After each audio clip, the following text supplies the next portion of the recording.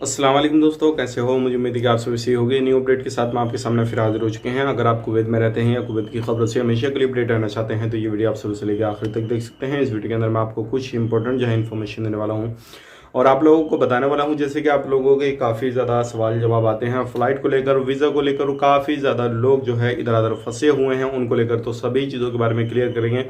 और भी कुछ बड़ी अपडेट आ रही है। ये जो है एक इसमें बड़ी अपडेट उसे कह सकते हैं जो कि एक फैमिली ड्राइवर ने घर पे क्या किया है क्या नहीं, वो सारी चीज़ मैं आपको बताने वाला हूँ। और भी कुछ बड़ी अपडेट है कर्फ्यू को लेकर, ये जान लेना आपको ज़रूरी है। तो चलिए फिर बिना देरी के वीडियो शुरू करते हैं। लेकिन उससे पहले मैं आपको बता देता हूँ, चैनल पर पहली बार आए तो चैनल को सब्सक्राइब करें और साथ ही साथ बेल आइकन जरूर प्रेस कर दें ताकि हमेशा आपको इसी तरीके से अपडेट मिलती रहे और आप हमेशा हमारे साथ में जुड़े रहें। तो सबसे पहली अपडेट की तरफ बढ़ते हैं जो बड़ी भयानक, और इसको एक बोल देंगे कि भाई बहुत ही खतरनाक अपडेट है। इस तरीके से लोगों को नहीं करना चाहिए। एक फैमिली ड्राइवर ने अपने कफिल के घर पे रहता था, लेकिन उसने खुद को मार लिया, सुसाइड कर ली, खुद को फांसी दे ली। पता नहीं क्या रीज़न था क्या रीज़न नहीं था, लेकिन जहाँ तक मामला सामने आ रहा है वो ये आ रहा है कि फैमिली की प्रॉब्लम की वजह से, जो घर पे उसकी प्रॉब्लम चल रही, तो जो पीछे परिवार को छोड़ के गया था विदेश में कमाने के लिए, तो उसकी प्रॉब्लम की वजह से शायद इसने फांसी वगैरह ली है। क्योंकि कोई भी बंदा किसी भी तरीके से जब ज़्यादा ही डिप्रेशन या किसी भी तरीके से ज़्यादा ही हालात ख़राब हो जाते हैं इस तरीके से, तभी फैसला ले पाता है। लेकिन मैं आपको बताना चाहूँगा, अगर इस तरीके से कोई भी बंदा फैसला लेता है तो पहले, सबसे पहले उसको ये चीज़ देखना चाहिए कि ये चीज़ हम जो काम कर रहे हैं ये जायज़ है या नाजायज़ है, इसका जो है हमारी पीढ़ियों पे, हमारे परिवार पे क्या असर पड़ेगा क्या असर नहीं पड़ेगा। खुद जो है वो इतना गलत काम कर जाते हैं कि उनके लिए आखिरत भी ख़राब हो जाती है और जो फैमिली छोड़ के जाते हैं पीछे उनको भी हालत ख़राब हो जाती है। तो प्लीज़ मेरी आपसे रिक्वेस्ट है, अगर इस तरीके का आप कदम उठाने की सोच रहे हैं, कोई भी परेशानी आपके सामने है, कोई भी मंजर आपके सामने है, तो ये कदम ना उठाएं। उस परेशानी का मुकाबला करें कड़े सख्त होकर और उस परेशानी का कोई ना कोई सल्यूशन निकालें। इस तरीके से फ़ायदा नहीं होगा अगर इस तरीके से कोई भी काम करता है। तो अब बढ़ते हैं अगली अपडेट की तरफ। जो अगली अपडेट आ रही है निकल के, वो आ रही है वीज़ा रिन्यूअल को लेकर। काफ़ी ज़्यादा लोगों के सवाल जवाब हैं कि भाई हम वीज़ा अपना रिन्यू कैसे कराएं कैसे नहीं कराएं। हमारा वीज़ा जो है वो ख़त्म होने वाला है और यह ख़त्म हो चुका है, 2 महीने हो गए या 3 महीने हो गए। तो देखिए, सबसे सिंपल सी बात है, मैं आप लोगों को कमेंट बहुत सारे पढ़ता हूँ, वो वीज़ा को लेकर और फ्लाइट को लेकर ही होते हैं। 2 कमेंट ज़्यादा होते हैं, बाकी कोई ज़्यादा कमेंट नहीं होते हैं। इससे ही रिलेटेड बहुत सारे मिलते जुलते कमेंट होते हैं।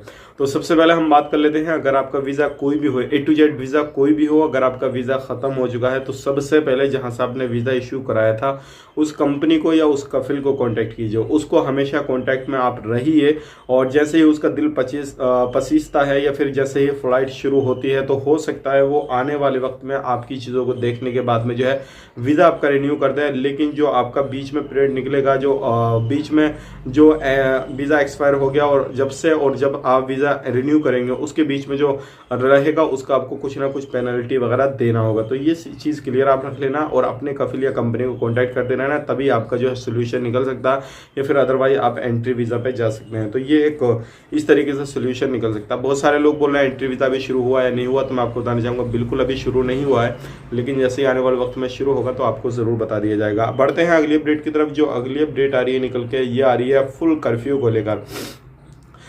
फुल कर्फ्यू को लेकर काफ़ी ज़्यादा जो है हालात कुवैत के अंदर ख़राब हो चुके हैं। जैसे कि आप देखते होंगे कि 1400-1500 1200 प्लस केसेस जो है वो निकल रहे हैं और अभी जो आईसीयू में और जो रिकवरी है वो कम हो रही है, लेकिन नए केसेस और मरने वालों की संख्या काफ़ी ज़्यादा हो रही है। तो ये सारी चीज़ को देखते हुए कुवैत गवर्नमेंट आने वाले वक्त में हो सकता है लास्ट के 10 दिन जो रहे 22 अप्रैल के बाद में जो रमज़ान के 10-12 दिन रहेंगे तो उनमें फुल कर्फ्यू लगा दे या फिर बिल्कुल भी कर्फ्यू हटा दे, या जिस तरीके से चल रहा है उस तरीके से लगा दे।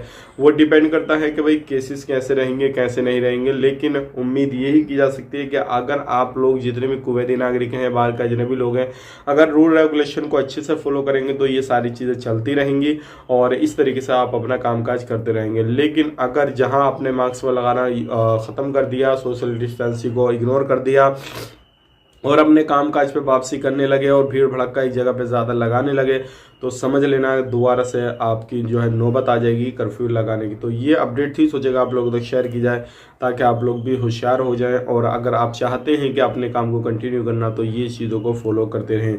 बढ़ते हैं अगली अपडेट की तरफ। जो अगली अपडेट आ रही है निकल के, वो आ रही है रमज़ान को लेकर। जैसे कि आपको मालूम है रमज़ान जल्दी ही शुरू हो जाएंगे। रमज़ान के लिए पूरी मस्जिदों को जो है तैयारी हो चुकी है। अगर आप कहीं पर भी रमज़ान में नमाज अदा अदा करने के लिए जाते हैं तो सबसे इम्पोर्टेंट चीज़ ये है कि आप अपने साधन से कहीं पर भी नहीं जा सकते, सिर्फ आप पैदल जो है जा सकते हैं किसी भी मस्जिद में नमाज अदा करने के लिए। अगर कोई भी साधन वगैरह लेके जाएंगे तो आपको प्रॉब्लम हो सकती है और आपको फाइन वगैरह लगाया जा सकता है। तो ये थी आज की कुछ बड़ी अपडेट। उम्मीद करता हूँ वीडियो पसंद आया होगा। फ्लाइट के बारे में कोई बात ही नहीं है बात करने की, क्योंकि फ्लाइट का जब कोई अपडेट ही नहीं आ रहा निकल गया तो कोई बात क्या करें। अगर कुछ गवर्नमेंट की तरफ से अपडेट आता फ्लाइट के बारे में तो हम आपके सामने जरूर शेयर कर देते। मिलेंगे किसी नेक्स्ट वीडियो में, तब तक के लिए आप अपना ख्याल रखें, अपनी फैमिली वालों का ख्याल रखें। Take care, bye bye.